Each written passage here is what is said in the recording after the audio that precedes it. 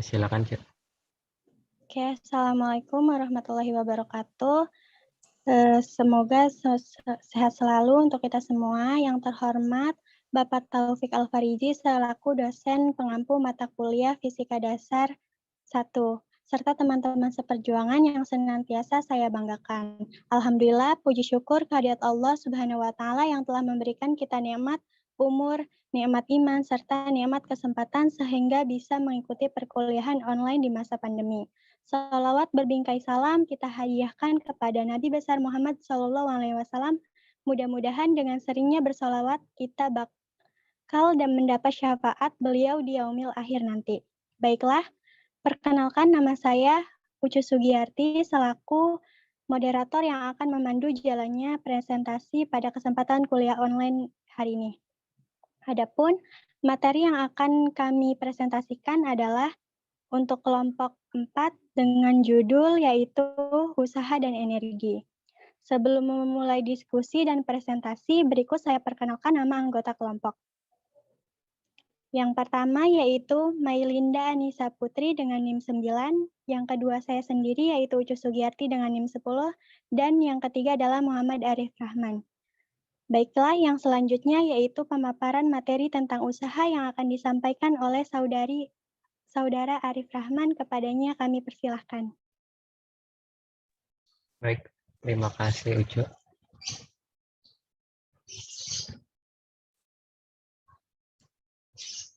Baik, usaha dalam sudut pandang fisika itu, khususnya mekanika, usaha mengandung pengertian sebagai sesuatu yang dilakukan oleh gaya pada suatu benda sehingga benda itu bergerak.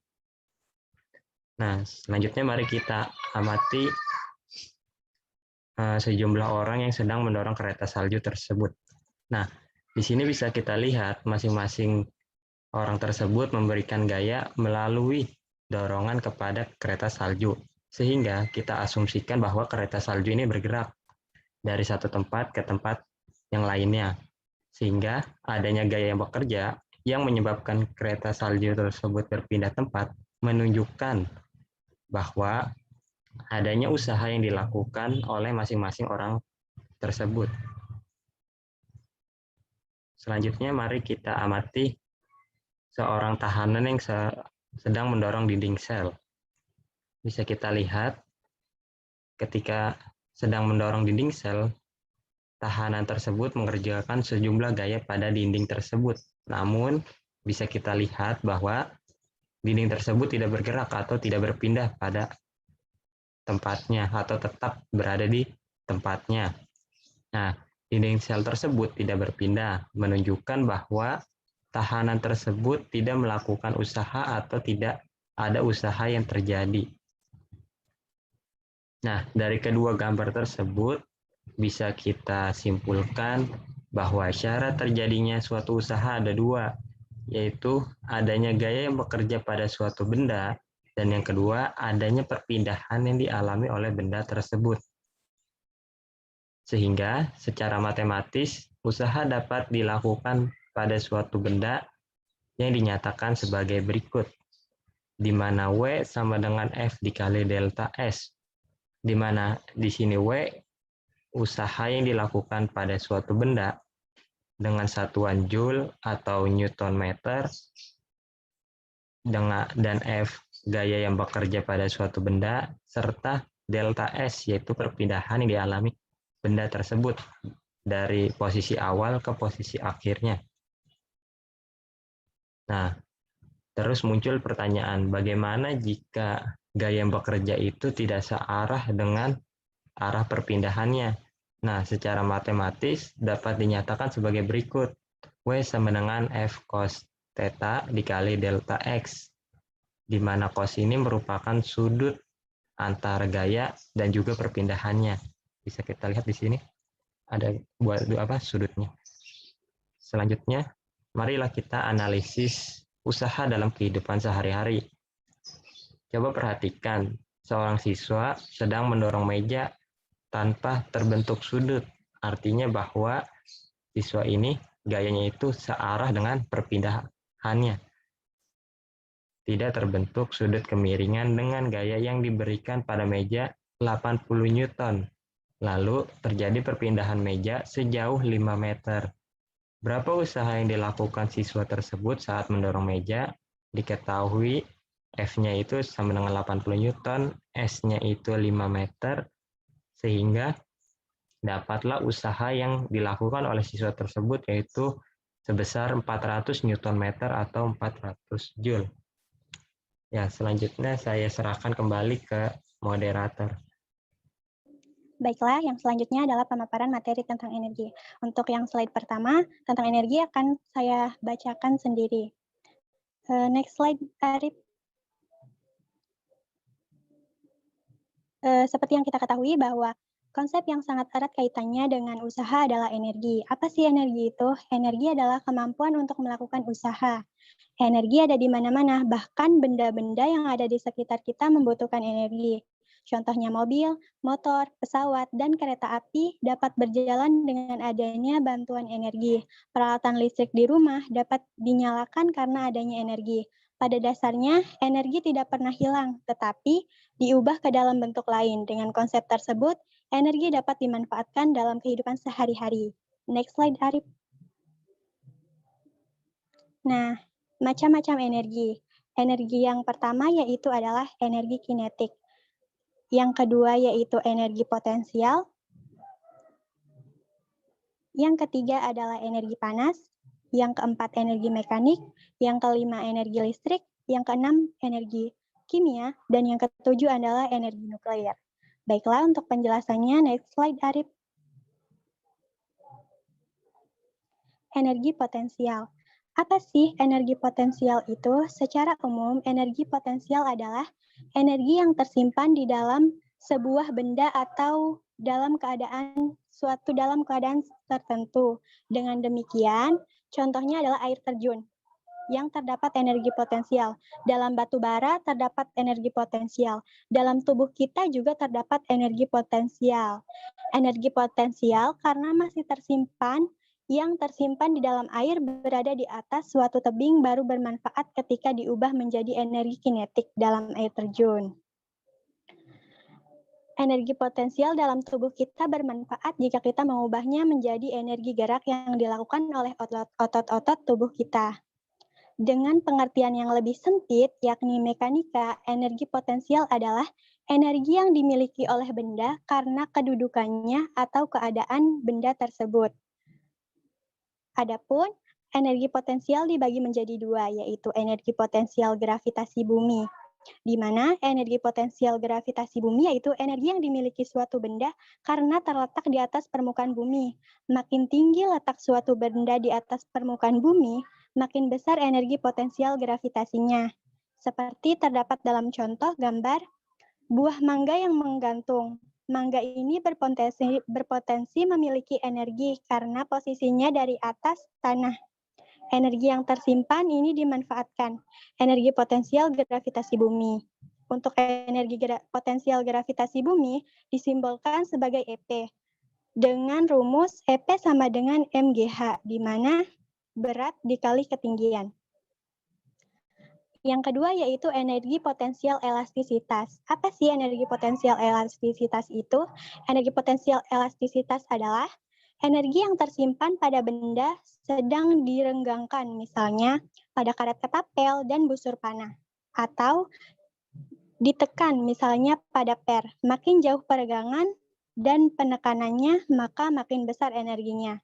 Sebuah pegas yang memiliki konstanta gaya K dan terentang sejauh X dari kanan setimbang memiliki energi potensial elastik sebesar EP. Dengan rumus EP sama dengan setengah K delta X kuadrat. Next slide. Oke, next slide ini pembahasan tentang energi kinetik dan macam-macam energi lainnya. Akan dibacakan oleh Saudari Mailinda Anissa Putri. Kepadanya saya persilahkan waktu dan. Baiklah, terima kasih Ucu. Selanjutnya saya akan membahas mengenai energi kinetik, di mana energi kinetik adalah energi yang dimiliki oleh sebuah benda karena gerakannya atau energi pada benda-benda yang bergerak. Gerak benda dapat berubah gerak translasi atau lurus dan rotasi, sehingga energi kinetik berupa energi kinetik translasi dan energi kinetik rotasi. Contoh dari energi kinetik adalah sebuah mobil yang bergerak dengan kecepatan tertentu, manusia yang berjalan atau berlari, dan sebagainya. Nah, pada layar tertera gambar yang merupakan contoh dari energi kinetik rotasi dan energi kinetik translasi, di mana energi kinetik rotasinya itu roda yang digelindingkan, sedangkan untuk energi kinetik translasi yaitu anak yang sedang berlari. Bisa dilihat juga pada layar untuk rumus energi kinetik, yaitu W sama dengan EK sama dengan setengah mv kuadrat, di mana W sama dengan EKT kurang EK0 sama dengan delta EK. Next slide, Trip. Selanjutnya, energi mekanik. Energi mekanik adalah jumlah dari energi kinetik dan energi potensial di dalam sebuah sistem. Contohnya bisa dilihat pada gambar, yaitu sebuah mangga memiliki energi potensial ketika tergantung pada batang pohonnya di atas permukaan tanah dan memiliki energi kinetik dan energi potensial ketika mangga tersebut bergerak jatuh. Selanjutnya, Rip. Macam-macam dari energi. Macam-macam dari energi itu terbagi menjadi 4. Yang pertama energi panas, yang kedua energi listrik, yang ketiga energi kimia, dan yang keempat energi nuklir. Energi panas atau kalor adalah bentuk energi yang berubah karena adanya perbedaan temperatur. Energi panas dapat muncul karena terjadi perubahan bentuk energi seperti pada reaksi energi kimiawi pada matahari yang mengakibatkan munculnya api serta panas yang berpindah secara radiasi. Yang kedua, energi listrik. Energi listrik ialah energi yang dimiliki muatan listrik dan arus listrik. Contohnya dalam kehidupan sehari-hari, misalnya lampu yang menyala akibat energi listrik. Yang ketiga, energi kimia. Energi ini muncul karena terjadi proses pemecahan ikatan kimia dalam susunannya sehingga menghasilkan energi. Dalam metabolisme sel, ATP adalah salah satu bentuk energi kimia yang paling berguna dan penting untuk manusia. Energi kimia juga tersimpan dalam bahan bakar yang sering kita gunakan seperti bensin dan minyak tanah. Yang keempat, energi nuklir. Energi ini adalah energi yang berada dalam setiap materi atau zat yang tentunya tersusun atas atom dan meteoroid penyusun atom seperti elektron, neutron, dan proton listrik. Contoh reaksi nuklir yang ada adalah matahari yang terus-menerus berpijar, kemudian pembangkit listrik tenaga nuklir atau reaktor nuklir, serta bom atom. Selanjutnya, Rip. Hukum kekekalan energi. Hukum kekekalan energi dapat dinyatakan sebagai berikut, yaitu energi dapat diubah dari satu bentuk ke bentuk lain dan dipindahkan dari satu benda ke benda yang lain, tetapi jumlahnya selalu tetap. Jadi, energi total tidak berkurang dan juga tidak bertambah. Sekian, saya kembalikan lagi ke moderator. Baiklah, pemaparan materi dari kami, kelompok 4 sudah selesai. Dapat kami tarik kesimpulan bahwa usaha merupakan suatu yang dilakukan oleh gaya pada sebuah benda yang menyebabkan benda dapat bergerak, sedangkan energi merupakan kemampuan untuk melakukan usaha. Energi dibagi menjadi 7, yaitu energi kinetik, energi potensial, energi panas, energi kimia, energi nuklir, dan energi serta energi listrik. Baiklah, untuk hukum kekekalan energi yaitu berbunyi, energi dapat dirubah dalam suatu bentuk ke bentuk lain dan dipindahkan dari suatu benda ke benda lain, tetapi jumlahnya selalu tetap. Jadi, energi total tidak berkurang dan juga tidak bertambah. Demikian presentasi dari kami kepada Bapak Taufik serta teman-teman. Demikianlah kegiatan perkuliahan kita. Saya selaku moderator meminta maaf atas segala kesalahan dan kepada Allah marilah kita sama-sama memohon ampun. Mari kita tutup kegiatan hari ini dengan bersama-sama membaca hamdalah.